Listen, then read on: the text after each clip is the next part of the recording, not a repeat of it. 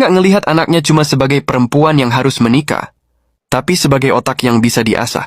Dari kecil Hypatia udah belajar matematika, logika, astronomi, filsafat, bahkan olahraga, biar tubuh dan pikirannya seimbang. Ayahnya sering bilang, kalau mau pikirannya jernih, tubuhmu juga harus kuat. Dan bener aja, Hypatia tumbuh jadi simbol keseimbangan antara kecerdasan, disiplin, dan keberanian. Waktu dia remaja, Alexandria mulai berubah. Kekaisaran Romawi udah lemah, Kristen mulai naik jadi kekuatan besar, dan kota yang dulu jadi tempat mencari ide dan pertanyaan bebas, malah pelan-pelan berubah jadi medan konflik antara iman dan ilmu.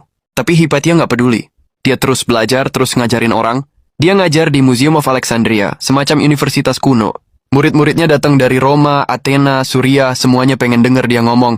Dia bukan cuma ngajarin rumus, dia ngajarin cara berpikir. Dia ngajarin gimana logika bisa ngalahin prasangka. Dan yang paling penting, dia ngajarin orang buat jangan takut mikir sendiri. Hypatia percaya bahwa semua pertanyaan, seaneh apapun, layak ditanyakan. Dia sering bilang kebenaran tidak butuh otoritas. Ia butuh keberanian untuk dicari. Tapi semakin besar namanya, semakin banyak juga musuhnya. Waktu itu, gereja Kristen lagi berusaha rebut kendali politik di Mesir dari tangan Kekaisaran Romawi. Dan Hypatia, perempuan ilmuwan, dan pemikir bebas, adalah simbol yang paling menakutkan buat mereka.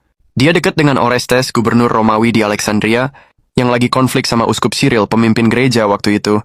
Hypatia nggak ikut politik, tapi karena Orestes sering datang ke rumahnya buat diskusi filsafat dan sains, orang-orang mulai nyebar rumor. Hypatia adalah penyihir, Hypatia lawan gereja. Hypatia yang bikin Orestes menentang Tuhan. Dan di kota yang mulai dikuasai fanatisme, itu tuduhan yang mematikan. Pada tahun 415 Masehi, Alexandria mendidih. Kerusuhan agama pecah, masa fanatik di bawah pengaruh Cyril mulai ngincar siapapun yang beda. Sampai akhirnya, di suatu sore, kereta Hypatia dicegat di jalan. Ia diseret keluar, dibawa ke sebuah gereja, dan dibunuh secara brutal oleh massa. Tubuhnya dihancurkan, lalu dibakar, seolah mereka ingin menghapus bukan cuma dirinya, tapi seluruh simbol akal dari dunia ini. Alexandria kehilangan cahaya terakhirnya. Setelah itu, perpustakaan Alexandria benar-benar hilang. Dan dunia masuk ke masa yang orang sebut zaman kegelapan. Tapi ironi terbesar ada di sini. Hypatia mati karena keberaniannya berpikir, tapi idenya nggak ikut mati. Tulisan dan ajarannya disimpan diam-diam oleh para murid-muridnya, dan Benedictine Simudiani, pemikir besar seperti Galileo, Descartes, sampai Carl Sagan, nyebut namanya sebagai salah satu inspirasi awal. Hypatia jadi simbol bahwa pikiran nggak bisa dibunuh, bahkan oleh kebencian paling gelap sekalipun. Dia buktiin bahwa ilmu pengetahuan adalah bentuk tertinggi dari keberanian manusia. Dan kalau lo pikir tentang itu, hidup Hypatia itu bukan cuma kisah seorang perempuan cerdas.